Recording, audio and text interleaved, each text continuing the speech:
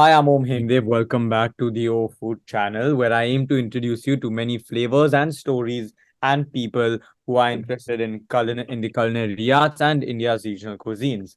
Today, we are going to explore the world of Sindhi cuisine, which obviously holds a special place in my heart as it connects me to my heritage and my home. I'm thrilled to be joined by Namrita Thakur and Sapna Bajaj, the That's right. sister behind the successful home-based patisserie, Namrita and Sapna. It used to be home based. Now we've moved out. We run a cloud kitchen at BT. So it's basically home away from home. And we do everything besides cakes, desserts. We do party catering. Then we do all kinds of. And now the new thing we've added to is the Sindhi food. Right. Now that is especially interesting because as you know, it is quite hard to get like good and like authentic Sindhi food in Mumbai.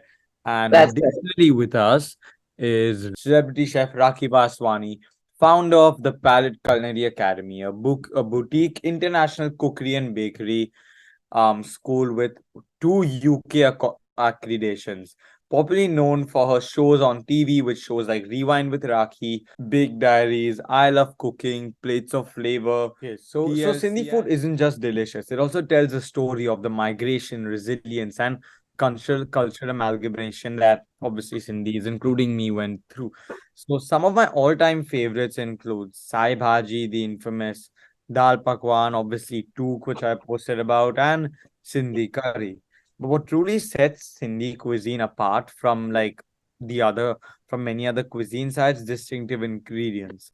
In today's episode, we will uncover the influences that have shaped Sindhi recipes over time, and we'll try to understand why and how certain ingredients came to be especially used in Sindhi recipes. So, to start with you, Raki, how did the lotus stem come to be used in Sindhi cuisine, considering that's not really a part of many other Indian cuisines? So I just feel, the inclusion of lotus stem was actually, it's called bhe. Actually, the Sindhi way of saying is bhe, of course, which is a little weird. I know we can't say that, but kamal kakdi also. And we see it a lot in Asian cuisines also now. I think it's a lot to do with geography. It's the fertile plains of the Indus River, I think, in Sindh, which provided a very perfect environment for the lotus plants to thrive, and the abundance of the lotus in the local water bodies naturally led to its incorporation into our local diet. We use them in as a pakoda. You could do a tikki of bhe aloo.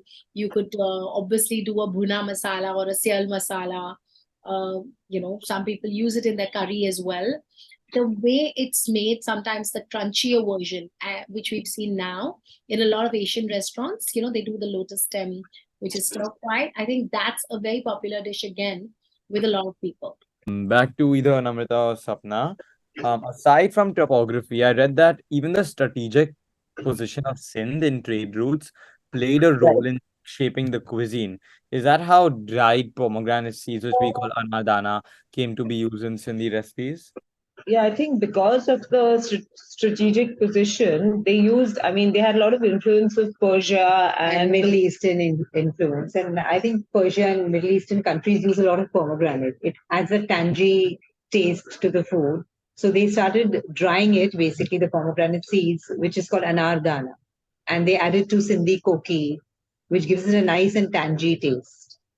And koki is basically a flat bread made with wheat flour and spices and anardana, which gives it and it's a little thick in texture. So it's not like a normal, and and it can be eaten on its own, not just as an accompaniment.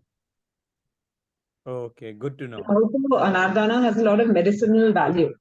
So Sindhis are quite, I mean, if you look at their food, they're quite conscious, health conscious. Like Vasai Bhaji is like extremely nutritious. It's like a one pot thing. You have your protein, you have your vegetable, you have your dal in it. So it's just like I think Sindhis are quite health conscious. So this all together has really like shaped Sindhi food. Right. Now, you mentioned Sai Bhaji. So, a question to Raki. What is the story behind this Sindhi dish, Sai Bhaji? Obviously, I've had it a lot. Can you tell our viewers where it got its name and how it's made? So, I feel Sai Bhaji is something I think mostly a lot of Sindhis just love it, and I've known many non-Sindhis who just love it.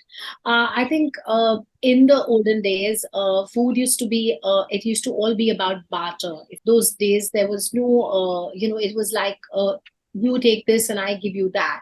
So I feel the dish origin is from the rural Sindh basically, which the farmers at that time, because there was only a barter system, since it was a one pot meal, I think this is where it kind of originated from. So I feel it was a more staple food because it's like a one pot meal. Even if you see in Europe nowadays, in winters they only do a lot of one pot meals because they have working labor stuff. So one meal is something which is considered to be nutritious, healthy. You just dump everything in, and it ends up being really, really tasty. So sai bhaji is literally spinach. You've got the leaves. You've got khatta. You've got all the possible vegetables that you can add, and there's a very traditional thing that I'd like to add, that in Diwali, on the day of Diwali, we Sindhis make the sai bhaji with specifically 9 vegetables. So on a daily basis, in a Sindhi household, you will see sai bhaji being made once a week for sure. It gets made with bhuga chawal, or you have a methi ka pulao or a lasun ka chawal or something, or a khichdi. But on Diwali day, you have to ensure you put in 9 vegetables. So on the weekly basis, you might not be adding all the vegetables like the bengan to the suran, but on the Diwali day, it is supposed to be very auspicious, and we always do that on Diwali puja night. We have it, and we make it ensuring that there are 9 vegetables that have gone inside. But yes, we've all grown up eating it, and we are about to see lots of many more versions with it. As a chef, I know there's a lot of things going around, and I feel you can see some new recipes coming out of the sai bhaji for sure. Okay, good to know. And actually, a Sai Bhaji Bhuga Chawal is a staple in many Sindhi households. I have also experienced that, and I feel like it's also the dish that like many children at first are like scared of it, like because it's Because of literally its being all green. Yeah. vegetables and it's Yeah. like And it's dark. not visually very appealing, honestly. Yeah. Yes. Yes. The sai bhaji, and I'd like to add, a sai bhaji tastes different in each household, even if the Yes. recipe is the In a same. And country. another thing that is very versatile about a sai bhaji is nowadays we make it into sai bhaji tikkis sometimes when we have a lot left. And we even add cheese to it and give a twist to it, and it tastes really nice. So sai bhaji is never wasted. I don't think Sindhis ever believe in wasting food, because even they make their authentic, what is that thing called with the bread? Sale bread or sale mane. All the like the leftover bread or the rotis are tossed in like a tamarind sauce and flavored with garlic and other spices. And lots of mint. Yeah. And lots of mint. And it's eaten like a chaat in the evening. So I think they're sensible people. They don't waste anything. I'm going Right. to contradict here. I'm a true blue Sindhi, but growing up, what I have seen, while we do have a few healthy recipes, and yes, about the sale bread, which is one of my favorite nashta, is trying to not waste food. But I think growing up in Sindhi households and what I've known for Sindhis, there's a lot of fried food that happens in Sindhi households. Yes, of course. I know growing up, I've only seen tikkis, tana pakoda, bhajia, for everything, whether it was veg, non-veg, whether it's Shravan, there is like plain ka pakoda, there's mutton ka this, there's bhajia and fried and aloo ki tikki as With a every must. meal. Yeah, that is true. But I It's guess that is to do with the climate in Sindh. It was really like cold and it supported that kind of food. And I think we've just brought it here and we've continued with that. But a lot of people don't eat it now on a regular basis. It's like a once in a way. Now everyone's become very healthy and they don't want to eat fried food. So I guess it's changed a little over the years. In my house, like we also do like prioritize not wasting food. Like especially like for example, if there's roots left over, we can make a stock or like a curry out of it. That's But right. at the same time, fried food is really common. Like shahi tukra meetha bread, that's really fried bread with sugar syrup. Then Right, right. you have your salli aloo. There's all these many dishes which are fried, and on the other hand, you have sai bhaji and curry chawal, which are also very healthy. Right. Right, moving on. Namrita and Sapna, can you tell our viewers a little bit about Sana Pakora, which is a Sindhi way of making pakora? why is it called Sana Pakora, and how is it different from pakoras at the rest of our country? It's like, what's different about the recipe? Okay, I think it's quite funny, but Sana and Sindhi is thin. So the pakora is thin. So the potato and the brinjal is cut very slim, and then it's covered with the flour and fried. It's double fried, and it's mixed with buttermilk, and it's very often spiced, and it has all the vegetables. So actually, it has a lot of healthy stuff in it. But sadly, we just deep fry it, and probably make it a little more unhealthy. But it's extremely tasty, and the fact that it's even double fried.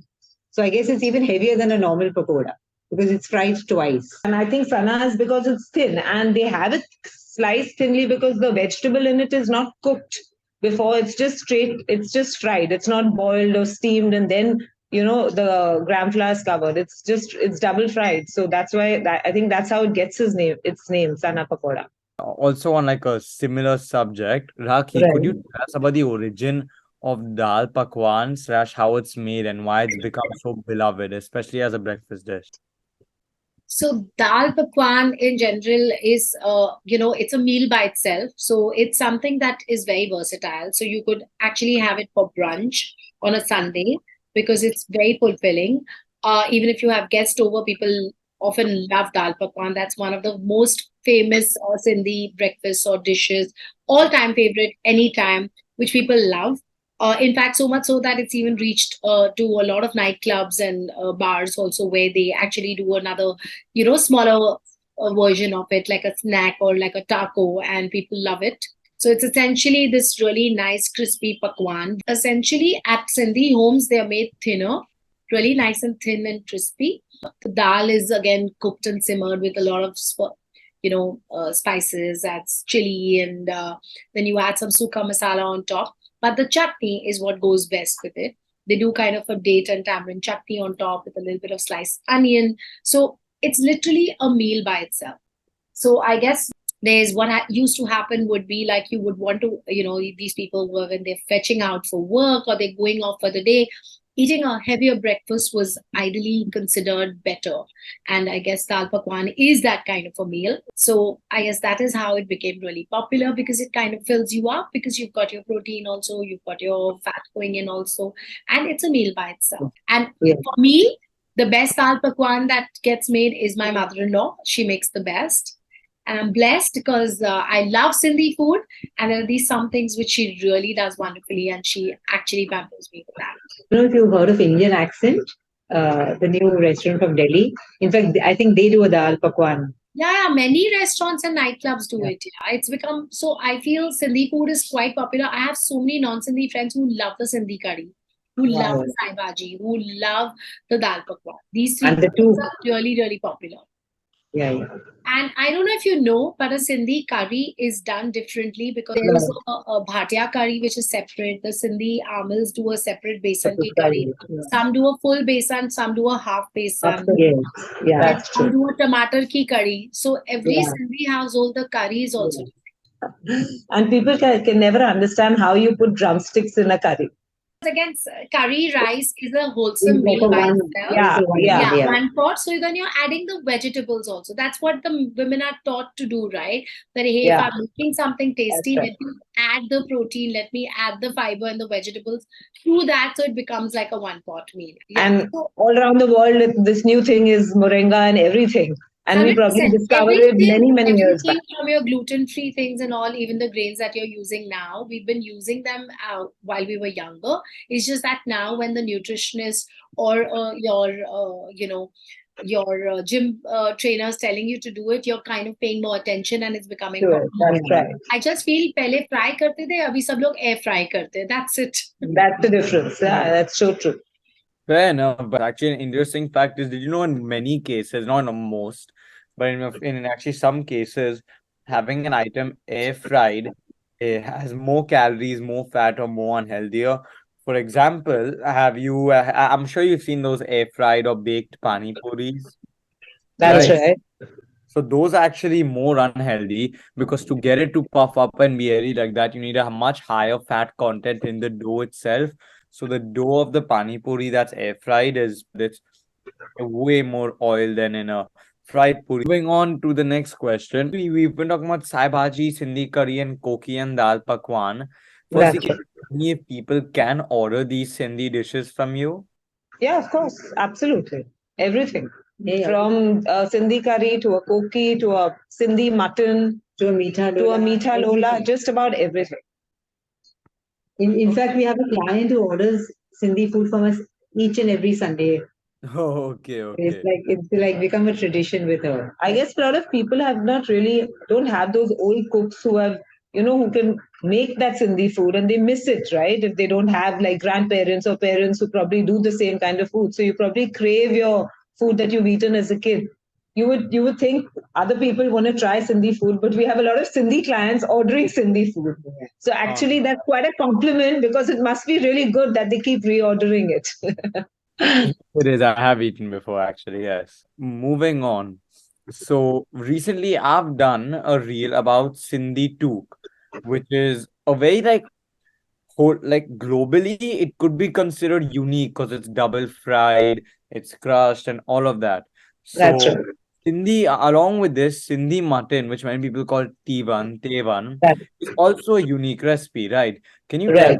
can you tell the viewers how it's different from most other South or North mutton curries? So I think one thing about Sindhi mutton, basically it's made with a smaller goat. So the meat is really tender. So you don't ever make Sindhi mutton with like a large goat. It's always a small goat. And it's very tender. It's a single chop. It's never a double chop. And it's flavored with cardamom and it's made with onion and tomato. And all Sindhi food, most Sindhi food is like simmered. It's always made like on a it's slow cooked. That's how you get such nice flavors and it's so aromatic. And we always add shahi jeeri to Sindhi mutton because that's where the actual aroma and the flavor of the mutton comes out. To So the extent even the butchers know when you ask for mutton, they'll ask you Sindhi chops, because they know Sindhis have a particular way that they chop the meat. And plus, in a Sindhi mutton, you have a couple of different kinds of pieces that you add in the mutton, which the butcher knows about because Sindhis have been ordering it from them their entire lives. Tivan Yeah. is basically, I know growing up, my Masi used to make the best, and I one day I had to do a shoot for Curly Tales, and I told her, Masi, I growing up, I know that every time the eldest Masi used to be the one who used to be hosting the whole family, every family get together would be with her, every weddings and all that stuff used to be like a big affair, and the food used to be a most important part. And I know my Masi used to make the best mutton. So I asked her her recipe and I told her, listen, I'm going to say that this is your recipe. And very sweetly, she's like, no, no, no, tu cheja tunji recipe hai. Like in Sindhi, she was like, no, no, no, you can take credit for it. I said, no, Masi, I actually want to give credit to you because I still have the taste of that mutton that I used to eat when you was, making it when I was younger. And I want to make that recipe. So the whole idea basically is that olden days, we never had electric burners and gases. They were all doing chula work. Everyone used to be working on those, chulhas. Sigri, yeah. They used to cook on coal.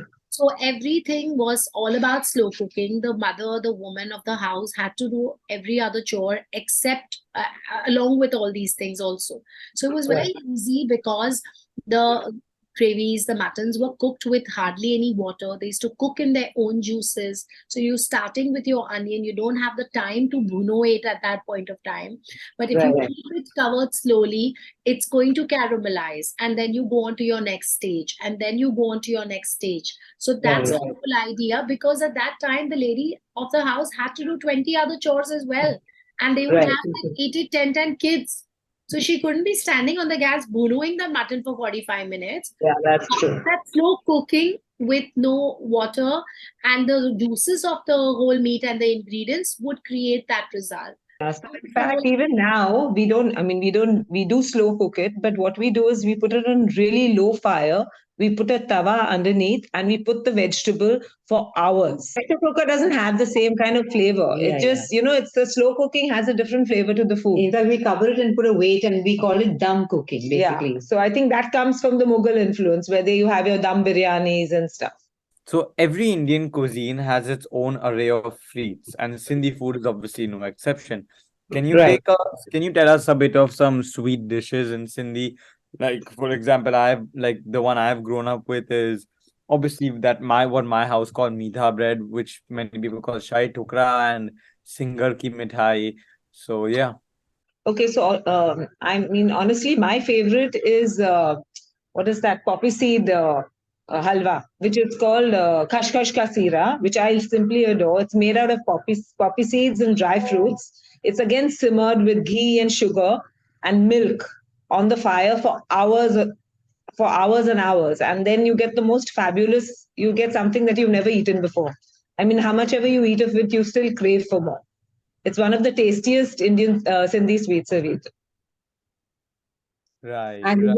there's another Sindhi, a very nice Swedish, which is called koya, which is made with caramelized milk and all dry fruits, and with caramelized milk and dry fruits and a lot of ghee. And this can be stored for up to a year in the freezer.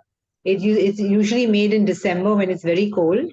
Not that we have a great winter, but I think that tradition has been carried on since then, where the climate used to be much colder, but now here we don't have a choice. So it's made in December, and we just store it in the freezer for a year, and you just each time remove small portions, warm it, and enjoy it every time you eat it.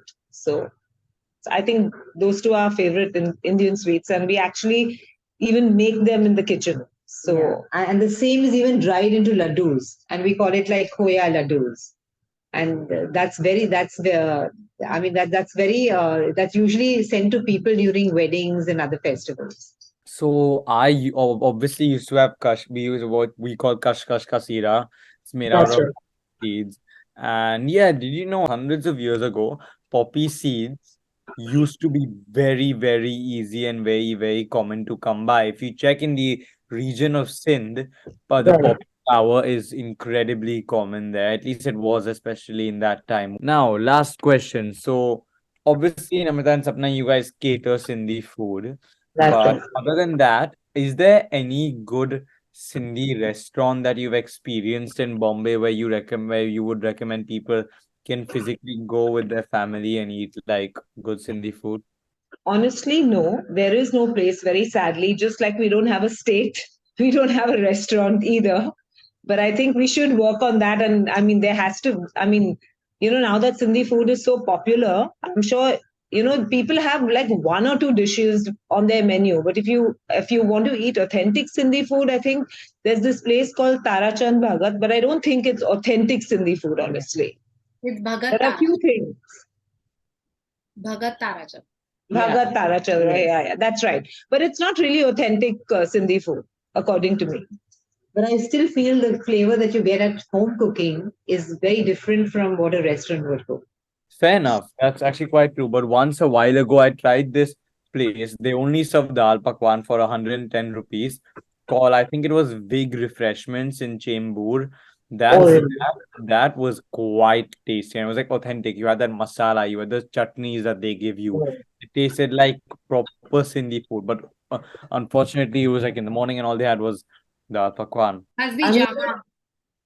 yeah, right. Even Kailash Parbat does it. So yeah, thank you everyone thank you Yeah, everyone. thank you. Thank you. The audience, everyone who's watching, thank you for tuning in. If there's a dish or Indian cuisine that you like to know about, please drop me a DM. And obviously, a big thanks to Namrata and Sapna and Rakhi. Thank you, everyone. And yeah, I'll see you soon. Thanks Thank for you. having us. Bye. Bye. Thank you. Bye.